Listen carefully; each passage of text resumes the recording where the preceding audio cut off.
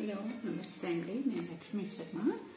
ఈరోజు నేను వడు మాంగాని జనరల్గా మద్రాస్లో అంతా వేస్తారు. ఇది తమిళనాడులో ఎక్కువ వేస్తూ ఉంటారు అందరూ, మద్రాస్లే కాదు తమిళనాడులో వాళ్ళందరూ ఎక్కువ వేసుకుంటారు. ఇది యాక్చువల్గా రౌండ్ రౌండ్గా మంచిగా ఉంటాయి. ఇది నేను మన ఇంట్లో ఊరికే రాలిపోయిన పిందెలన్నీ తీసి పెట్టాను అనమాట. సరే వేద్దాము, ఊరికే ట్రై చేద్దాము. నేను వేస్తాను ఎప్పుడు, దానికి రౌండ్ రౌండ్గా మంచి పిందెలే తీసుకుంటారు.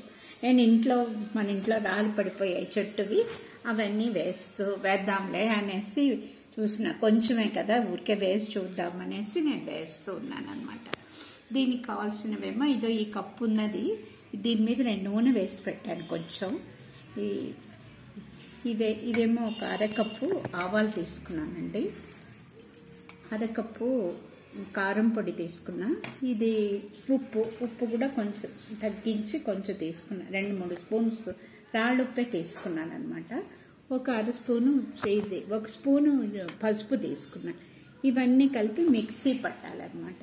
మిక్సీ పట్టి ఇందులో నీళ్లు వేయక్కర్లా, నూనెతోటే వీటిని కలిపి ఇలా 2-3 రోజులు ఇలా ఉంచేసామంటే అవి బాగా ఊరి ఉంటాయి. అదైతే అన్నంలో కలుపుకోవడానికి బాగుండదు, మజ్జిగలో జగ్గలుగా నంచుకుంటారనమాట.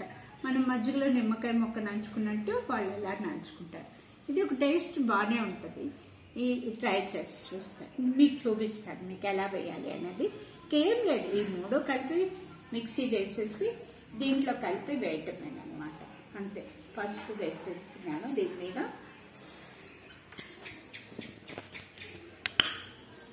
ఇవి 3 కలిపి మిక్సీలో పొడి చేసి వీటిల్లో వేసి కొంచెం నూనె కలపాలి. నేను మళ్ళీ మీకు చూపిస్తాను ఎలా వేయాలి అనేది. కలిపేస్తానండి. ఆవాలు, కారము, ఉప్పు ఇటువంటి మిక్సీలో వేసి ఇది రుబ్బేసాను బాగా. ఈ మామిడికాయలు కూడా ఇందులో వేసేస్తున్నాను.